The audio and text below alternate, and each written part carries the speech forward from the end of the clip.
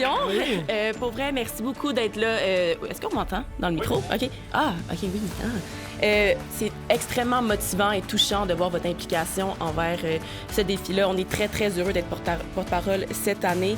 C'est avec énormément de fierté et de gratitude que on s'associe à la fondation du Centre hospitalier de Granby dédié à la santé mentale. Comme mon amie Victoria m'a parlé du projet et de ce que ça représentait. Au début, je pensais, pour vrai, là, quand elle me dit « Ah, c'est une affaire de bateau dragon », je pensais que c'était des bateaux téléguidés. Puis j'étais comme, c'est le fun, c'est des enfants. Puis après ça, j'ai compris c'était quoi. Et elle m'a montré une vidéo, puis j'étais comme, wow, c'est tellement le fun. Elle me dit que cet événement-là, on a de la pression parce qu'apparemment, l'année passée, c'était un hyperactif Pascal Morissette qui était là, puis qui courait partout. Ouais, c'est ça. C'est sûr qu'on le connaît, je sais qu'il est très, très nerveux, mais attendez de voir Maxime faire du tambour devant un bateau, ça va être assez impressionnant. Ouais, c'est ça. Pour nous, la santé mentale, c'est un pilier essentiel de notre bien-être collectif. Nous croyons profondément qu'en parlant ouvertement et en soutenant les bonnes initiatives, on peut réellement faire une différence. Nous pensons que les défis embarquent contribuent à briser les tabous et qu'en groupe, nous sommes plus forts et mieux outillés.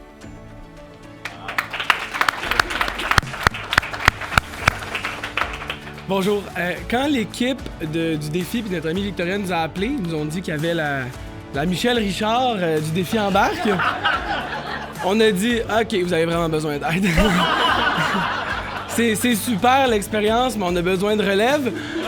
Mais c'était tellement des gros souliers à chausser qu'ils ont dit « Venez en paquet de 2 parce que sinon, vous n'êtes pas prêts. » Donc, on est là. La santé mentale, pour beaucoup, c'est synonyme de solitude. C'est là que le défi vient faire une réelle différence. On pense qu'une activité sportive, collective, ça brise l'isolement, ça crée un sentiment d'appartenance, puis c'est ça qui est important.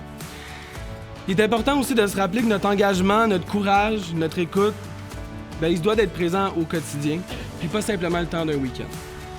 Nous avons aussi une pensée, évidemment, pour l'entourage des gens qui vivent avec des troubles de santé mentale. Faut pas oublier une chose, vous aussi, vous méritez du soutien. Prendre soin de quelqu'un, ça commence aussi par prendre soin de soi. L'acceptation, c'est une grande partie de la guérison. En parler, c'est pas un signe de faiblesse, c'est courageux. Gaël, tantôt, parlait de l'importance du lieu où on est pris en charge.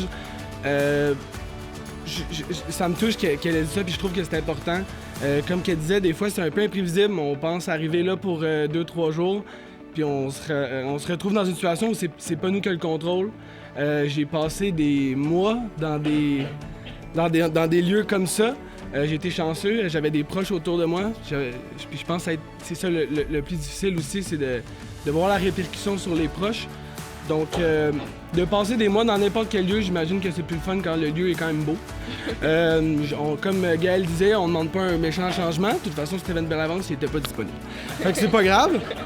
Mais on a très hâte au 22. On se considère chanceux de faire partie de cette belle aventure, puis on est complètement crinqués pour le 22. Bonne chance à tous. L'important, c'est pas de gagner, c'est un truc d'équipe, c'est un truc de communauté, puis c'est ça qu'on veut mettre de l'avant. Donc, merci de nous recevoir comme porte-parole cette année, puis j'en fais des